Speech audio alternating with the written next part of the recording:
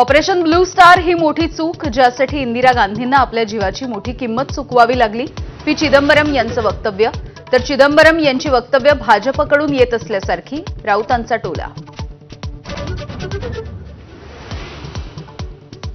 आमदार संग्राम जगताप यांना राष्ट्रवादीकडून नोटीस. वादग्रस्त वक्तव्याप्रकरणी स्पष्टीकरण देण्याचे आदेश.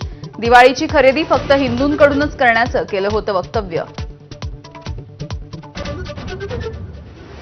मुख्यमंत्री देवेंद्र फडणवीस आज दिल्लीच्या दौऱ्यावर. भाजपच्या केंद्रीय निवडणूक समितीच्या बैठकीला उपस्थित राहणार.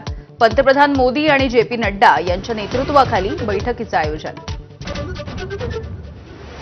मुख्यमंत्र्यांनी कोकण विभागाच्या घेतलेल्या बैठकीमध्ये कार्यकर्त्यांकडून स्वबळाचा नारा.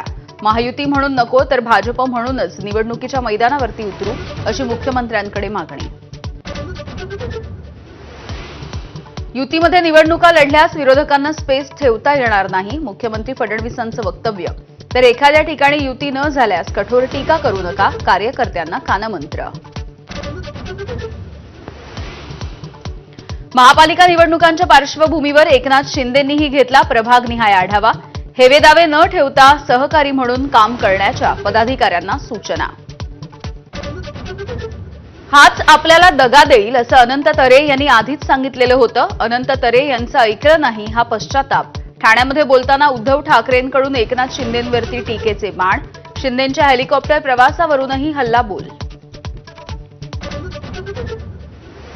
सुधीर मुनगंटीवार यांनी अमित शहांची भेट घेताच हंसराज अहिर यांनी घेतली जेपी नड्डांची भेट. चंद्रपूर जिल्ह्यामधील स्थानिक राजकारण थेट दिल्लीच्या दरबारी गेल्याची चर्चा. महापालिका निवडणुकांच्या पार्श्वभूमीवर कबुतरांचा विषय पेटण्याची शक्यता. जैन समुदायाच्या सभेनंतर आम्ही गिरगावकर संघटनाही आक्रमक. Kabutar go back to Marwad Rajasthan असे पोस्टर्स व्हायरल. निलेश घायवळच्या पासपोर्ट प्रकरणावरून राजकारण तापलं. दबाव टाकून चुकीचा अहवाल सादर केला, त्यांची पण चौकशी केली जाईल, मुख्यमंत्र्यांचा थेट इशारा. मनाचे श्लोक चित्रपट नवीन नावानं 16 ऑक्टोबरला पुन्हा एकदा प्रदर्शित होणार. पुणे, संभाजीनगर, पश्चिम महाराष्ट्रामध्ये झालेल्या गोंधळाच्या नंतर चित्रपट